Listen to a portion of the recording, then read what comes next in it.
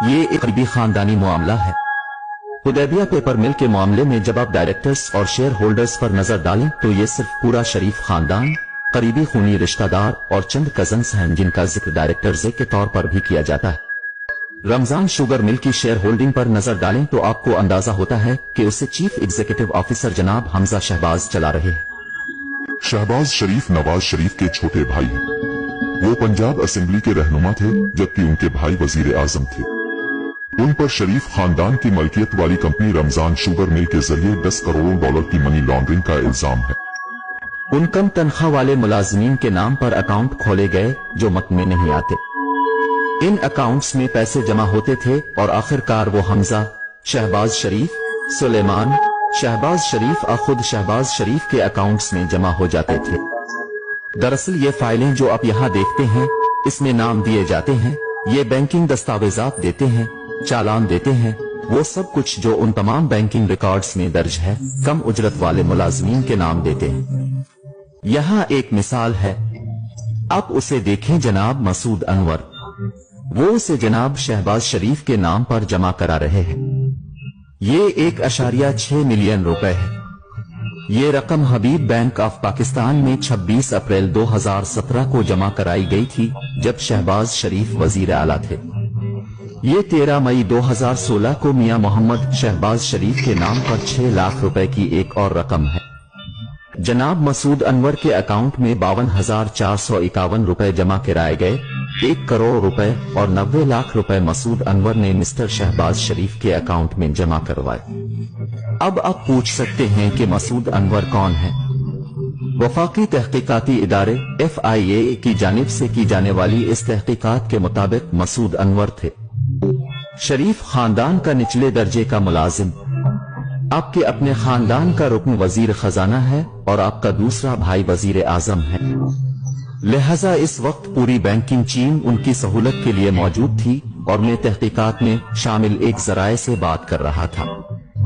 चूंकि एक बार जब उन्होंने बैंकरों से पूछा कि ये उनकी नाक के नीचे कैसे हो रहा है और उन्होंने इन तमाम सरगर्मियों को क्यों नहीं रोका, तो उन्होंने कहा कि लोग बंदूक बरदारों के साथ बैंकों में आते थे और एक खातून तफ्तीशकारों ने कहा कि वो एक बैंकिंग अफसर को रो रही थी कि हम क्या कर सकते थे।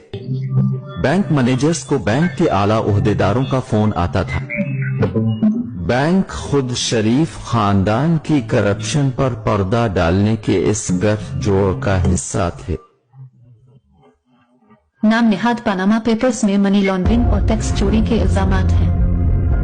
इसमें आलमी रहनुमा शामिल हैं और जहां उनमें से कुछ पर टैक्स से बचने की कोशिश में अपना पैसा छुपाने का इल्जाम है। ये पाकिस्तान के लोगों के लिए हैरत की बात थी क्योंकि ये बैन अल-अक़वामी सतह पर सामने आया था।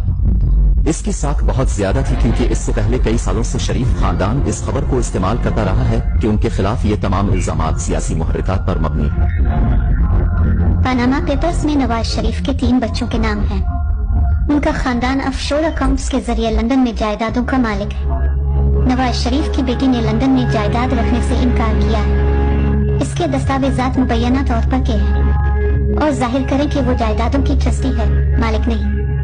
लेकिन वो दस्तावेजात की लिपुरी नामी फॉन्ट में लिखी गई है जो 2007 तक दस्तयाब नहीं थी। अगर आप 1992 और 93 को देखें तो ये बहुत अहम वक्त है। मरियम के असासों में 21 गन्ना इजाफा हुआ है और 1 साल में इसका कोई जवाज नहीं है। आप एक कारोबार के मालिक नहीं हैं। आपके नाम से कोई कारोबार नहीं है लेकिन आपके असासे 21 गन्ना बढ़ रहे हैं। 1992 में मरियम नवाज 19 साल की हो गई। पनामा पेपर्स के इंकशाफात के बाद पाकिस्तान की तहकीकाती एजेंसी ने शरीफ खानदान के माली मामलात को निकाला। मुश्तरका तहकीकाती टीम को बुनियादी तौर पर पता चला कि मिस्टर नवाज शरीफ आमदनी के मालूम जराये से बनाए गए असासों का जवाब पेश नहीं कर सके। ये अहम इल्जामात में से एक था। मामले को फौजदारी कार्रवाई के लिए भेज दिया गया था। फौजदारी इस्तिगासा में एक मुकदमा था जो तकरीबन 1 साल तक चलता रहा और इस मुकदमे में नवाज शरीफ की तरफ से इनकी दौलत की असल लंदन में उन 4 फिल्म फेयर्स की वजाहत के बारे में एक भी जवाब नहीं आया। वो पैसा कहाँ है जो वो कभी साबित नहीं कर सके थे। शरीफ खानदान का शुमार पाकिस्तान के अमीर तरीन अफराद में होता है लेकिन उनकी दौलत की असलियत अभी तक एक मुअम्मा बनी हुई है। इस वक्त अपनी फेयर में जिस फ्लैट में रह रहे हैं, इसका नाम दरअसल गुज़िश्ता साल पाकिस्तानी अखबार दी न्यूज में उन 4 फ्लैटों में से एक के तौर पर लिया गया था जो आपके वालिद ने मुख्तलिफ स्विस और ऑफशोर कंपनियों के जरिए गैर कानूनी तौर पर खरीदा था। तो नहीं, जो लोग असल में इसके लिए हमें मोर्द इल्जाम ठहरा रहे हैं वो अदालत में जाते हैं और इसे साबित करते हैं। लेकिन क्या आप जानते हैं कि आप जिस फ्लैट में रह रहे हैं इसका मालिक कौन है? ठीक है, अभी ये सवाल नहीं है। तो नहीं, लेकिन ये वो सवाल है जो मैं आपसे पूछ रहा हूँ। क्या आप जानते हैं कि फ्लैट का मालिक कौन है? ठीक है, ये किराया पर है, ये मैं हूँ। मैं किराया की बुनियाद पर फोन कर रहा हूँ जो हर चौथाई पाकिस्तान से आता है। आप उसे ज़ाती तौर पर किराया पर दे रहे हैं या पैसा पाकिस्तान से आता है? पैसा पाकिस्तान से आता है। मैं अपने वालिदैन के साथ रहने वाले किसी भी दूसरे तालिब इल्म की तरह हूँ। मुझे हकीकत में ये जानने की जरूरत नहीं है कि हकायक क्या है और फ्लैट्स का मालिक कौन है और कौन किराया अदा करता है और कौन मेरे गुजर बसर के लिए अदायगी करता है। लिहाजा खानदान इसका मुस्तहक है। अगरचे ये मेरी गलती नहीं थी कि मैं एक अमीर और अमीर घराने में पैदा हुआ था। मेरे दादा ने ये सब कुछ सख्त मेहनत से हासिल किया। जब आप उनसे पूछेंगे कि आपको ये पैसा कहाँ से मिला तो वो आपको आजादी के वक्त अपने मरहूम दादा की कहानी सुनाना शुरू कर देंगे। हम हिंदुस्तान से आए थे, हमारे पास कारोबार है। सच छोटी बात यह है कि दुनिया में ऐसा कोई कारोबार नहीं है जिसके पास मनी ट्रेल ना हो। अगर आप उनकी टैक्स फाइलिंग को देखें तो ये एक बड़े सनती खानदान के तौर पर सामने नहीं आता है। शरीफ खानदान पाकिस्तान के इस अमीर घराने में कभी शामिल नहीं हुआ, लेकिन अब अगर आप पाकिस्तान के अमीर तरीन खानदानों की फहरिस्त बनाएं तो यकीनी तौर पर शरीफ खानदान टॉप 3 में शामिल होगा।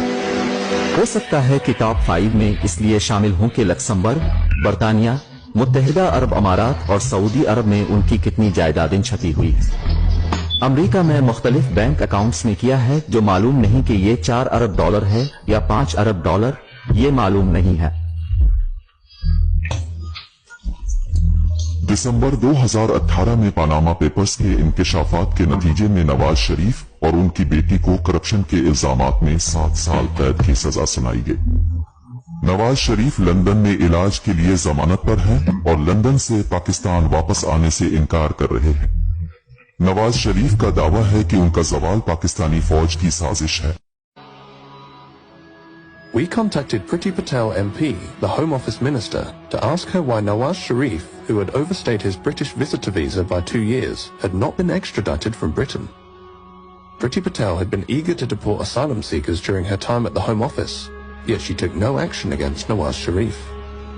Priti Patel MP in the Home Office did not agree to an interview.